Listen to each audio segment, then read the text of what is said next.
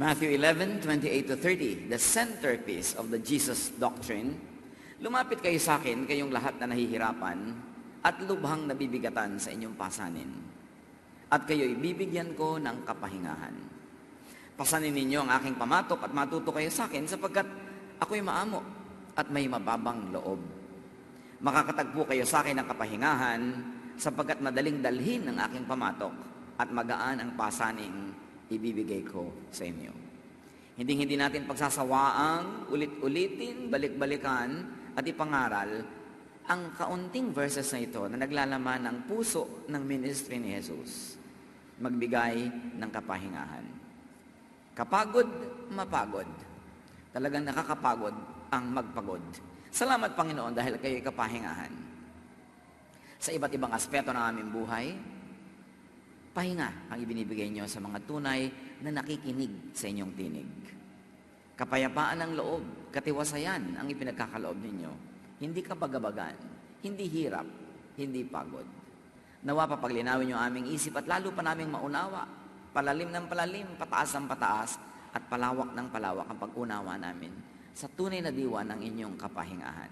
Lead us, teach us, maging sa mga kwentong paulit-ulit namin binabalikan. Bigyan nyo kami ng mga bagong pananaw, bagong kahulugan para mabuo, maski man lang unti-unti at dahan-dahan ang aming pagkaunawa sa inyo.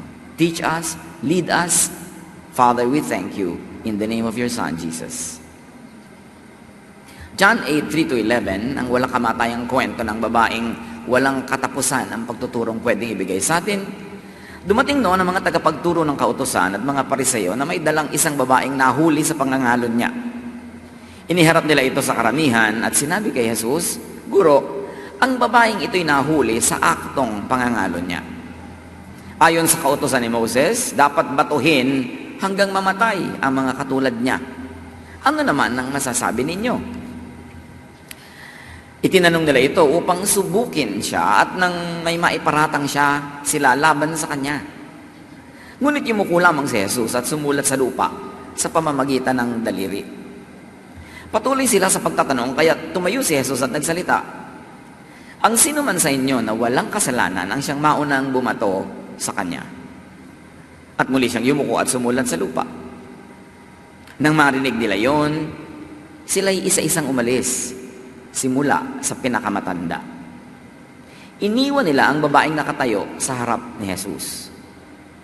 Tumayo si Jesus at tinanong ang babae, nasaan sila? Wala bang humatol sa'yo? Wala po, Ginoo, sagot ng babae. Sinabi ni Jesus, hindi rin kita hahatulan. Umuwi ka na at mula ngayon ay huwag ka nang gumawa ng kasalanan.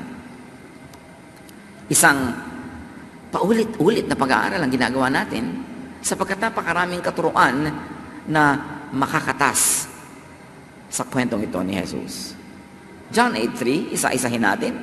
The Pharisees and the teachers of the law of Moses brought in a woman who had been caught in bed with a man who wasn't her husband. Isang malaking iskandalo, isang malaking gulo, ayon sa kanilang mga patakaran at tradisyon. Pero sino mga pagod dito? First of all, the Pharisees and the teachers of the law of Moses. Pagod din sila kasi kapagod magbantay ng kasalanan ng kapwa. Nasubukan niyo na ba magbantay ng kasalanan ng kapwa? Magbantay sa mga pagkukulang ng asawa, ng anak, ng kapitbahay, ng kaibigan, ng katrabaho? Nakakapagod yang gawang magpulis sa buhay ng may buhay. Kaya sabi ni Jesus sa Matthew 7:3, bakit pinapansin mo ang puwing sa mata ng kapatid mo, pero di mo pinapansin ang napakalaking kahoy sa sarili mong mata? So kitang-kita natin ay tinuturo ni Jesus, huwag mong pakialaman ng buhay ng may buhay. Huwag mong suriin ang buhay ng iba. Buhay mo ang atupagin mo. May pagod pa dito. The woman who had been caught in the act, pagod din siya. Kasi kapagod maghanap at mag-maintain ng papa or ng mama. Kaya sa babae na nakatagpo ni Jesus sa may balon, nung gustong iayos ni Jesus ang buhay niya, sabi ni Jesus, John 4:16-18, sabi ni Jesus sa kanya, sige, tawagin mo ang mister mo at isama mo dito. I'm reading from the New Testament Pinoy version. Wala po akong asawa, sagot ng babae. Sabi ni Jesus sa kanya, tama ang sinabi mong wala kang asawa. Kasi 5 na ang naging asawa mo At hindi mo rin asawa ang kinakasama mo ngayon. So, totoo ang sinabi mo. So, pagod na rin ang babaeng ito. Matapos ang 5 lumipas sa kanyang buhay, may ika-6 pa na hindi rin naman niya legally asawa. So, pagod na pagod din ang mga ganitong uri ng tao. Kapagod magsikreto ng affair, kapagod magtago. At kapagod din maghanap buhay sa ganyang paraan. Tulad ng babae nga sa original kwento natin, na ang ating pinakamadaling maisip ay ibinebenta niya ang kanyang katawan. Siguro wala na siyang ibang maibenta at maipaghanap buhay. Kaya kawawa naman talaga ang tunay na kalagayan ng babaeng ito. Tapos inuusig pa siya ng lipunan at siya lang ang babatuhin, yung lalaki, hindi. John 8:3-5, sa pagpapatuloy ng kwento ng babaeng dinala kay Jesus, they made her stand in the middle of the crowd. Then they said, "Teacher, this woman was caught sleeping with a man who isn't her husband. The law of Moses teaches that a woman like this should be stoned to death. What do you say?" Meron na silang malaking omission because the original law says both the man and the woman should be stoned to death. Pero yung mga lalaking pare, yung mga lalaking Pharisees, yung mga lalaking leader ng kanilang lipunan, over time, napilipit nila yung law, yung babae na lang ngayon ang babatuhin. Yung partner in crime, hindi na. So sabi niya, ano masasabi mo tungkol dito? Ano pang nakakapagod, mga kapatid? Nakakapagod ang law of Moses. Nakakapagod itong sundin, nakakapagod ipairal, nakakapagod na pasanin araw-araw. Kasi nag-succeed ka na sa law number 1, nag-fail ka sa law number 2, nag-succeed ka sa 9, nag-fail ka sa number 10. James 2:10, pag nilabag ninyo ang isang utos, kahit na sinunod niyo ang iba pa, guilty na kayo sa paglabag sa lahat ng ito. So pakyawan ang law, everything or nothing. When you obey 9 out of 10 and you fail in 10, you fail in all. Nakakapagod. At nakakapagod sumunod, tapos hindi mo nun nasusunod, nakakapagod mag-guilty. Kapagod mag-fail, at kapagod magpaka-perfect. Kaya nakakapagod sobra ang buhay. Kaya ang gusto ni Jesus, lumapit kayo sa akin, bibigyan ko kayo ng kapahingahan, kasi alam ko, pagod na pagod kayo. John 8:6-7, balik sa kwento, they asked Jesus this question because they wanted to test Him and bring some charge against Him. Anong charge? Pag pinairal ni Jesus ang kanyang love, sasabihin niya, huwag batuhin, ibe-break niya ang law of Moses, pwede siyang idemanda. Pero pag sinabi niyang batuhin, pinairal niya ang law of Moses, hindi siya madedemanda sa hukuman, pero nilabal niya ang sarili niyang batas of love. Kaya wala kang susulingan, parang lose-lose, kahit saan talo ka. But Jesus simply bent over and started writing on the ground with his finger. They kept on asking Jesus about the woman. About the woman. May mga nagsasabi at nag-iisip na isinusulat ni Jesus doon sa alikabok, kasalanan ng mga taong nandun. About them, not about the woman only. So tanong pa rin sila ng tanong kay Jesus at sinisilip-silip nila siguro yung isinusulat doon sa lupa. So, kapagod magtanong, lalo't nagtatanong ka lang para manghuli, para maghanap ng butas, para kasuhan mo isang kapwa. Nakakapagod matanong. Yung lagi kang tinatanong, lagi kang sinusuri, lagi kang tinetest, at kapagod lalong mausig. So lahat doon pagod. Si Jesus lang siguro ang hindi pagod dahil alam niyang i-protect ang sarili niya mula sa panlilinlang na ito ng sanlibutan. Pero just the same, nakakapagod yung ginagawa niya na pinagtsatsaga niya itong mga taong to na kung ano-ano lagi ang issue sa buhay. Matthew 12:7, sinabi ng scripture, imbes na maghandog kayo sa akin, mas gusto kong maging maawain kayo sa iba. So nililinaw dito ni Jesus kung ano talaga ang gusto ng Diyos. Imbes puro handog, puro ritual, puro seremonya, kanya, mas gusto ko na makita sa inyo, yung maging maawain kayo sa kapwa. Yun ang gusto kong offering. Hindi mga baka, hindi mga dugo ng kambing, hindi mga dugo ng ibon. Ang gusto ko, ang makita kong ibinibigay niyo sa akin na handog, yung maawain kayo sa kapwa. I desire mercy, not sacrifice. Baliwala ang pagrangiging relihiyoso, baliwala ang lahat ng handog, baliwala ang lahat ng gawain, kung di ka maawain sa kapwa. Nababaligtad pa nga kumisan, karelihin mo, lalo ka nagiging malupit sa kapwa dahil lalo mong iginigit yung law of Moses sa buhay ng mga tao hanggang gusto mong batuhin hanggang mamatay ang kapwa mong sa tingin mo'y nagkakasala. Imbes magpabait, nagpapalupit yung law. John 8:7-9. Finally, he stood up and said, "If any one of you have never sinned," and of course, wala nang qualified, kasi if anyone never sinned, then go ahead and throw the first stone at her. Once again, he bent over and began writing on the ground. The people left one by one, beginning with the oldest. So, hindi sinabi ni Jesus na huwag niyong batuhin. So, hindi nagtagumpay yung mga tao na hanapan siya ng butas para may demanda. Hindi rin naman niya sinabing, batuhin niyo. But it had a chilling effect.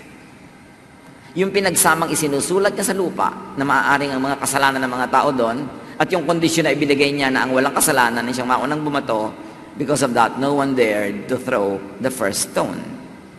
And if there is no first stone, there can be no second, nor third, nor fourth, and so on. Sa makatuwid, ang umiral na batas, yung batas ni Jesus ng pag-ibig, pagpapatawad, at habag, maging sa mga inaakala natin ay dapat parusahan. Pagod na siyempre yung babaeng yun.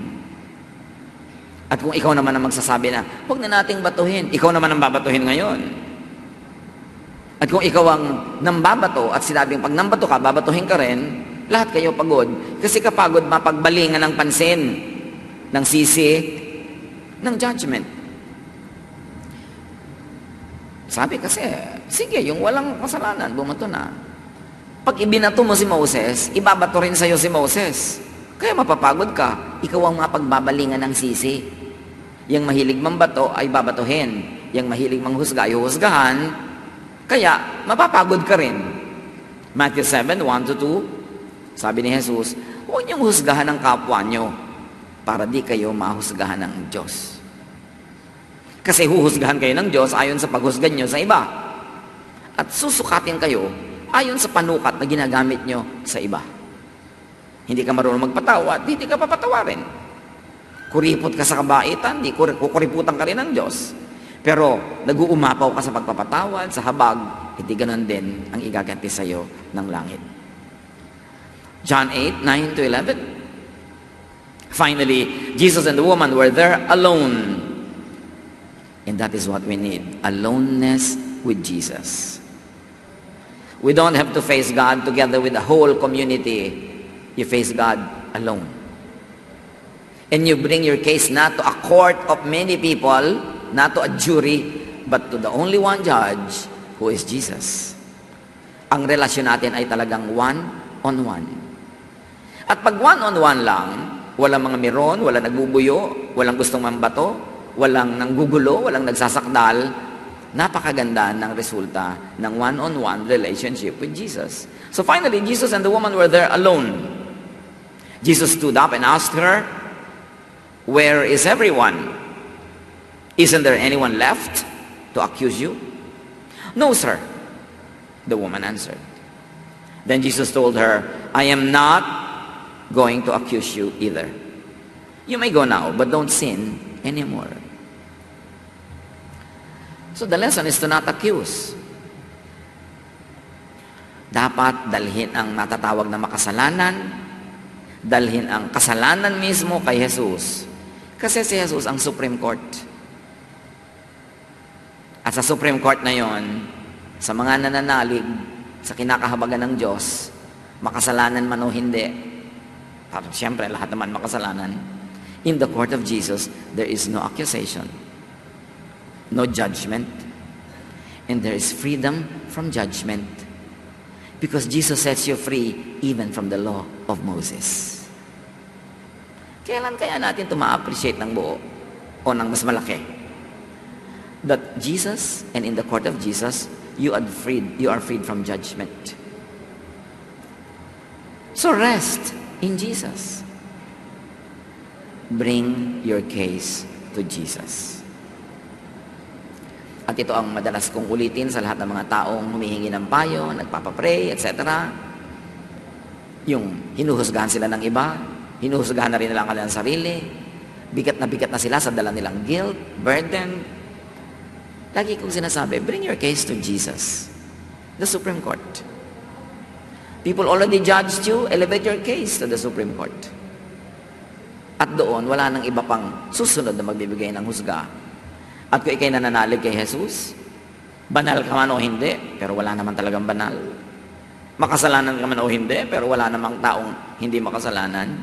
When you bring your case to Jesus, the love of God that flows through Jesus gives you freedom from guilt, freedom from condemnation, and freedom from stones that the law of Moses would like to hurl at you. Rest in Jesus. Kaso lang, nakarest ka na, naki-Lord ka na, tumanggap ka na, nanalig ka, may next panakot na naman ng relihiyon, second coming and second judgment. Hindi na naubos ang takutan at hindi na naubos ang takot. How do you look at the second coming as it is taught by the church? How do you look at the so-called second judgment or final judgment? Look at it through the filter of Jesus. Look at it through the filter of God through Jesus. Na dapat kung nasa Panginoon ka na, kahit hindi mo nagiging perfect ang score sa buhay araw-araw, and you believe in the second coming, and you believe in the final judgment, ang nasa puso mo ay excitement, happiness, joy, because Jesus is coming. Hindi yung tinatakot ka na naman na matapos mong manalig at matapos mong sabihin ni Jesus na rest, I have overcome the world, I have set you free from sin will no longer rule over you, tapos matatakot ka na naman uli ngayon sa second coming. You must look at the second coming through the filter of the first coming, the incarnation of Jesus, the death of Jesus on the cross, His resurrection, and His promise that nothing can separate us from His love. Not even your performance or lack of it. Sa takot ng iba na ito'y gawing lisensya para magkasala, para maging careless sa buhay, lagi na lang nilang ididiin uli na takutin ka ng takutin. But that is not the teaching of Jesus. Habang nabubuhay ka sa fear, hindi mo na iintindihan ang love of God through Jesus. At habang wala kang ginawa kundi takutin din ang iba, hindi mo na intindihan ang teaching ni Jesus. So, man, woman, Pharisee, community, come to Jesus. Not to Moses, not to the law, not to religious tradition that will only condemn you. Matthew 11:28, ang linaw ng sabi ni Jesus, lumapit kayo sa akin, hindi sa iba. Bring your case to Jesus. Bring your so-called failures to Jesus. Bring your troubles and fears to Jesus. Come into Jesusness. Of course, Jesusness is the quality or condition of being like Jesus. Being peaceful, being at rest, and being forgiving to others and to self. Being kind and accommodating, being merciful. God says, I desire mercy, not sacrifice. And God is merciful to us, especially expressed through Jesus. Come into Jesusness, not into Mosesness, not into Pharisee-ness, but into Jesusness. At yan ang napakalaking pagkakamali ng maraming Kristiyano, na kay Jesus na, pero ang lagi nilang inuungkat, pinupuntahan ay si Moses o ang mga Pharisees. At kung tumingin sila sa kapwa, manghusga ng kapwa, makitungo, ang ginagamit pamantayan ay si Moses at ang mga Pharisees, hindi si Jesus. Tandaan niyo, ang babaeng ito, caught in the act, huling-huli, pero hindi ipinabato, hindi inusig. Ang totoo yun, hindi nga pinagalitan ni Jesus eh. Naiunawaan niya kung ano ang nagsadlak sa babaeng yon sa ganung terribleng pamumuhay. Naunawaan ni Jesus na biktima siya ng lipunan, biktima siya ng umiiral na pamamaraan, na wala nang natira siyang pwede ipaghanap buhay, kundi ang katawan na lang niya. Mahal siya ni Jesus. At kailangan maunawaan natin yun. So we will stop throwing stones at each other or at our own selves. Titigil tayo ng paghampas sa sarili, pagpapapako sa krus sa ating sarili, kasi ginawa na yun ni Jesus para sa atin. What more graphic explanation do we need kung gaano tayo kamahal ng Diyos through Christ? So come to Jesusness and rest from searching for all types of love and people and things, and stop searching for religious perfection. It cannot happen this side of eternity. The sooner you accept that you cannot be perfect by the standards of religion, the more you will have peace. The sooner and the easier. Ecclesiastes 1:14, nakita kong ang lahat ng gawa ng tao sa mundong ito ay walang kabuluhan. Ito'y tulad lang ng paghahabol sa hangin. Lahat ng mga paghahanap for all types of love, of people, of things, and even of religious perfection, walang kabuluhan. Kasi hindi mo talaga inaabutan ang hinahabol na ito. Mapapagod ka lang. So tumigil ka na lang ng kakahabol, baka balikan ka pat puntahan ng kusa. Pero yung habol lang habol, napapagod lang. Come to Jesus, unto Jesusness, and rest from committing sin. Just to search for the things we want. 1 John 3:5-6. You know that Christ came to take away sins. He isn't sinful. And people who stay one in their hearts with Him won't keep on sinning. Dapat maunawa ang doble blade ng verses na ito. Dumating daw si Jesus para alisin ang kasalanan. One, paano? Para turuan tayong huwag magkasala, at nagkukulang at nagkakasala man tayo, ay tinatanggal niya yung kaparusahan, pinapalitan niya ng mercy, ng kanyang sariling sacrifice by His blood. So inaalis niya yung kasalanan, inaalis niya yung effect ng kasalanan, at inaalis niya yung kaparusahan ng kasalanan. Kaya sinasabi niya, pumayapa kayo, magkaroon kayo ng kapayapaan, kasi inalis ko na yung kasalanan. Akala nung iba, pag sinabing na kay Kristo ka na, inalis na yung kasalanan, hindi ka na magkakasala. Nagkakasala araw-araw, kaya guilty uli araw-araw. Inaalis ni Kristo yung power of sin, meaning, ngayon, may choice na tayo not to be sinful, but in case we go wrong, sabi niya, hindi ba? He is faithful and just and will forgive us. At sabi, confess your sins to the Lord and He forgives. So meron siyang ginawang fallback, may ginawa siyang safety net. Okay, I want you to live a morally perfect life, but just in case that you are not able, there's a second net that catches you when you fall. It is the forgiveness, the love, the kindness of God through Jesus. Kaya in effect, dalawa ang paraan ng pag-aalis ni Jesus ng kasalanan. One is yung binibigyan ka ng power not to sin, and number two, inaalisin niya ng power yung law para nagkasala ka man ay hindi ka usigin at hindi ka parusahan. And people who stay one in their hearts with Him won't keep on sinning. Again, may mga pakahulugan dito na pag naka Jesus ka na, hindi ka na magkakasala. Pero come on, be realistic. Mula ba na pumunta ka kay Jesus, hindi ka na talaga nagkasala. Nagkakaroon pa rin. So this verse must mean something else. That you don't keep on sinning because there is no more law that makes you sinful. You cannot be condemned anymore because the law has been disempowered.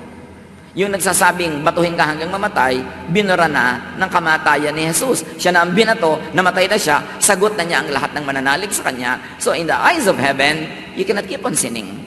Satan, the accuser, will tell the Father, etong anak mo na to, nagkakasala yan, nagkakasala yan, nagkakasala yan, kahit na born again na yan, kahit nasa church, may kasalanan yan. At sasabihin ng Father, nasaan ang kasalanan? Parang wala akong makita.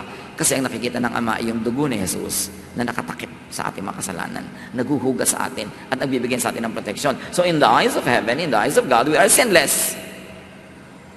Legally speaking, you are declared sinless when you believe in Jesus. But actually, nakikita naman natin marami pa rin tayong pagkukulang. Pero hindi yun ang bibilangin sa court of God. Ang bibilangin ay yung bayad ni Jesus sa ating mga pagkukulang. Kaya sobra pa. Pag naunawa natin ito, matatahimik ang ating loob. Hindi yung para konsentihin natin ating mga sarili sa paggawa ng mali, kundi kung sa mga panahon na nagkukulang pa rin tayo according to the standards of religion, according to the standards of morality, alam pa rin natin na hindi nagbabago ang pagmamahal ng Diyos sa atin, tinatanggap pa rin tayo. So we pick up the pieces, we rise and move on and try to move from one degree of glory to another, knowing that you cannot reach full glory this side of eternity. Pag natanggap natin yung ganon, God remembers that we are dust, doon pa lang tayo matatahimik. So help people stop committing sin by not putting obstacles in their path. Set people free from being condemned. Because even Jesus does not condemn. What is your right to condemn your kapwa-tao? And give people the status of sinlessness by forgiveness, by grace, by cleansing, by the unconditional love exemplified by the Father in the story of the so-called prodigal son. Obvious na obvious ang pagkakamali ng prodigal son. Pero pagbalik niya, ni-restore agad ng father ang kanyang situation, ang kanyang position in the family, at hindi inungkat ang pagkakamali niya, hindi siya sinisi, niyakap siya, at ipinagparty. Yun ang ating Ama na ipinapakilala ni Jesus, pero hindi yun ang Ama na ipinapakilala ng most religions. Most religions, especially those that are based on the laws of Moses, ang ipinapakilalang Ama ay mapagparusa, ang hilig mamalo, laging nagagalit, laging nagpapahirap sa kanyang mga anak. Kaya itinuwid ng Ama yung wrong image na yon by sending His Son, Jesus, who is the perfect image of God's kindness. Come to Jesus and rest from hiding. Ito napakahalaga. Rest from hiding. Bakit sa church, sabi nila pinakamaraming hypocrite of all societies, of all groups, of all places? Kasi sa church, you are penalized, you are punished for any wrongdoing against the law of Moses, for any wrongdoing against regulations, against tradition. So, alam mo namang hindi mo lagi nasusunod yon, nagtatago ka na lang. You pretend. At yan ang ayaw na ayaw ni Jesus, hypocrisy. Itinatago ang sugat, hindi tuloy gumagaling. Ang gusto ni Jesus, that we live in the light. 1 John 1:7. But if we live in the light, as God does, we share in life with each other. And the blood of His Son, Jesus, washes all our sins away. Pero kung namumuhay tayo sa liwanag, gaya niya na nasa liwanag, meron tayong magandang samahan sa isa't isa. At ang dugo ng anak niya na si Jesus ang naglilinis sa lahat ng kasalanan natin. What does it mean to live in the light? Kung hindi mo ina-appreciate ang perfect forgiveness and love and kindness of God through Jesus, and you are in the church, you are among fellow believers, kasi may mali ka, may pagkakamali ka, may kulang ka, may kasalanan ka, you live that part of life in the dark. Nagtatago ka sa dilim. You live a double life. Kasi itinatago mo sa kapatiran ang iyong mga kadiliman, kaya nagpupunta ka sa dilim. Pero ang ibig sabihin ng pag-ibig ni Jesus ay ito, live in the light. Kung tama ang ginagawa mo, live in the light. Hayaan mong visible. Kung sa palagay mo mali pa rin ang ginagawa mo, live in the light. Don't hide it. At ang paiiralin nyo sa isa't isa, sa kapatiran, sa samahan, pag mayroong nakikita mong, may darkness, or may kulang, o may kasalanan, let the blood of Jesus wash that away. Let the sin be covered by the love of God. And therefore, the person does not have to hide in the darkness. The person does not have to suffer alone. The person does not have to handle these difficulties and hardships alone. Sabi, magiging maganda ang samahan nyo kung magiging totoo kayo sa isa't isa. Pero paano ka magiging totoo kung ginajudge ka? Kung ginajudge ka, ipupulpito ka, huhusgahan ka, paparusahan ka, itatago mo na lang natural para madali. Pero hindi yun ang living in the light. So yung katuruan na living in the light, may kakambal na dapat nauunawa ng lahat.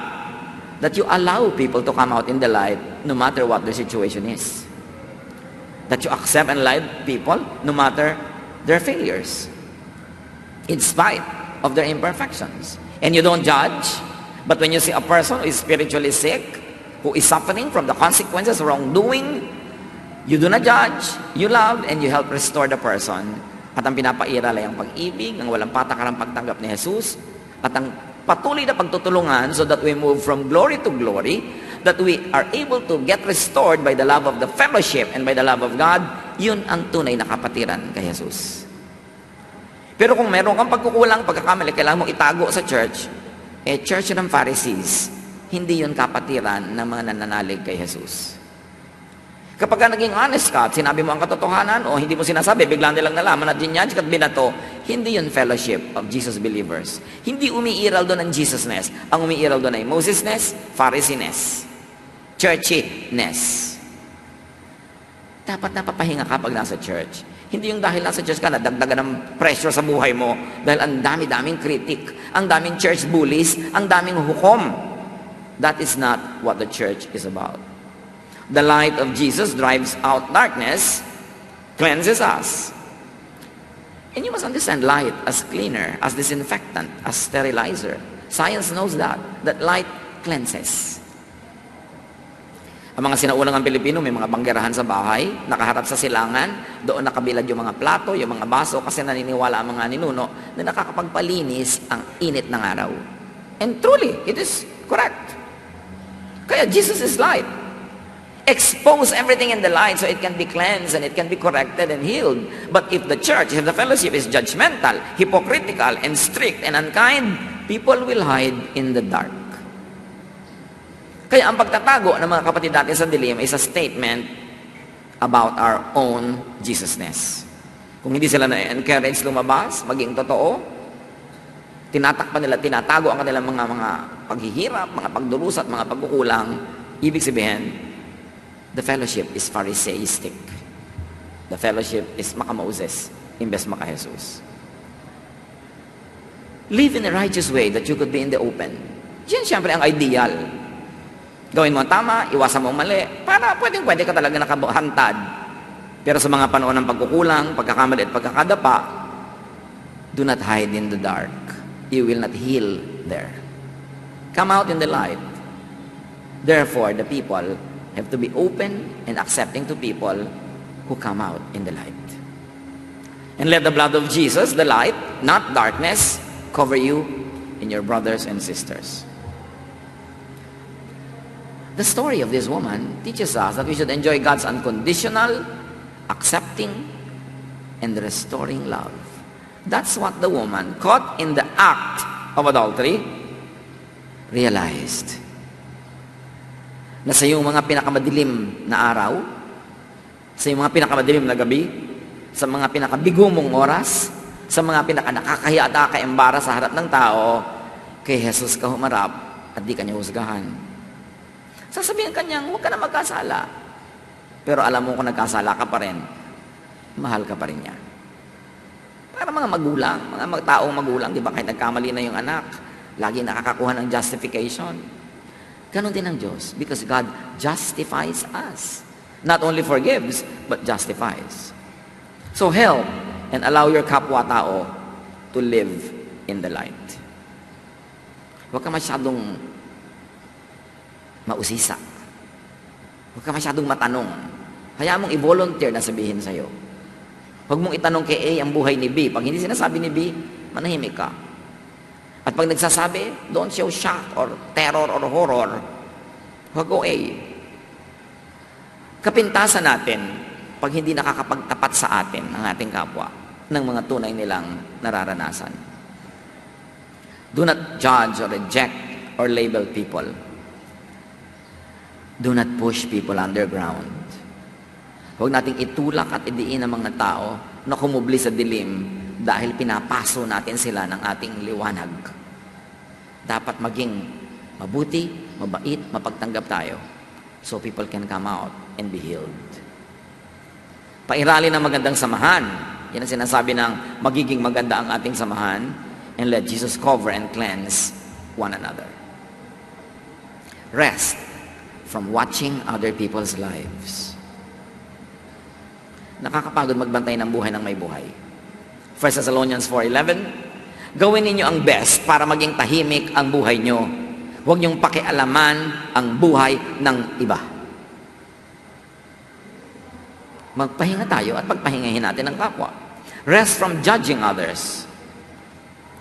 Romans 2:1, kapatid, kung ginajudge mo yung iba, tapos ginagawa mo rin ang mga bagay na ginagawa nila, ginajudge mo ang sarili mo. Guilty ka at wala kang excuse kahit sino ka pa. Rest from stoning people. Alam niyo mga dila natin, mumunting mga kaprasong bahagi ng ating katawan, ang galing niya mambato. Sharp shoot. Kahit malalaking bato, nabubuhat niya para ibato sa kapwa. John 8:7, tuloy pa rin sila sa pagtatanong kay Jesus, kaya tumayo siya at sinabi, kung sino sa inyo ang walang kasalanan, siya ang unang bumato sa babaeng ito. So look at yourself first. Kung ayaw mong mabato ni Moses, huwag mong ipambato si Moses. Tigilan mo ang kagagamit ng verses para mambato sa kapwa. Hanapin mo mga verses yung nagpapabait, nagpapabuti sa'yo, mga verses na kumakanlong sa exposure ng iba, Gumagaling sa sugat, gumagamot, hindi nagpapadugo at nagpapakirot palalo. Rest from Moses and Mosesness. Rest from the law. John 5:45. Sabi ni Jesus, huwag niyong isiping ididiin ko kayo sa harap ng Ama. Ang inaasahan niyong si Moses ang siya mismong magdidiin sa inyo. Sabi ni Jesus, kung ako lang, hindi ko kayo didiin, hindi ko kayo i-judge, hindi ko kayo usigin. Pero si Moses, na lagi niyong kinukot, siyang magdidiin sa inyo. Romans 3:20-21. Walang taong mapapawalang sala sa paningin ng Diyos sa pamamagitan ng pagsunod sa kautusan. Sapagkat ang ginagawa ng kautusan ay ang ipaalam sa tao na siya'y nagkasala. Sabi, kung sa kautusan kayo laging sasandal, kawawa kayo. Kasi laging pagkakasala, pagkukulang nyo ang ididiin ng mga kautusan. Pero si Jesus ay nagpapawalang sala. Mahirap ba namang piliin Jesusness or Mosesness? Huwag paghaluin, hindi sila magkahalo. Dumating si Jesus para pawalang bisa ang law at ang pairalin ang the only one law, the law of love. People are not guilty in Jesus. So go into Jesus, go into Jesusness. Ba't natin dinidiin ito? Kasi maraming tao, Christian daw sila, maraming churches Christian daw, pero si Moses ang boss, hindi si Jesus. Dapat linawin natin yan. 1 John 2:5-6. We truly love God only when we obey Him as we should. And then we know that we belong to Him. If we say we are His, we must follow the example of Christ. So lahat ng tao nagsasabing sila'y maka-Diyos, ang halimbawa ni Jesus, ang pamantayan, ang example, ang model, ang method. Obey Jesus in loving others and even in loving yourself. And find rest. Ang hirap-hirap nung nabubuhay sa guilt, kaya maraming depressed. Nag-religion ka, guilt lang ang inabot mo, na-depress ka pa, lugi. Find rest. Father, we thank you that there's rest in Jesus. Nawa sa kauulit-ulit ng kwento, ng katuruan, tumalab sa aming puso. Lumalim ang pagkaunawa namin hanggang ito ma-operationalize in our daily lives. Na talagang ang buhay ng mga anak mong nananalig sa iyo at sa iyong anak na si Jesus ay mapuno ng kapahingan, katahimikan, kapayapaan at pag-ibig. Pagbulay-bulayan natin ang mga ito at hanapan ng application sa ating daily lives. Be with the Lord. Think about this. Hear the voice of the Spirit.